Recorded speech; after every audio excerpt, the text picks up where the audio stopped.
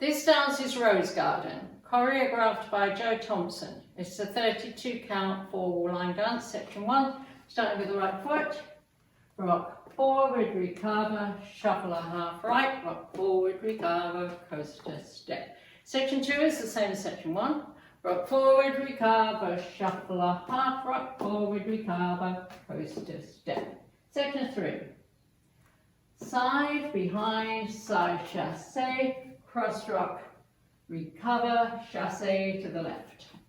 Last section.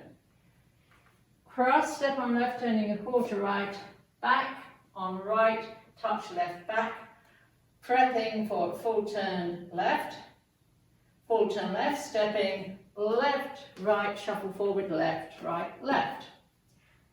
And you start over. Now let me go over the dance with counts. 5, 6, 7, 8. 1, 2, 3, and 4, 5, 6, 7, and 8. 1, 2, 3, and 4, 5, 6, 7, and 8. 1, 2, 3, and 4, 5, 6, 7, and 8. 1, 2, 3, 4, 5, 6, 7, and 8. And that's the whole dance.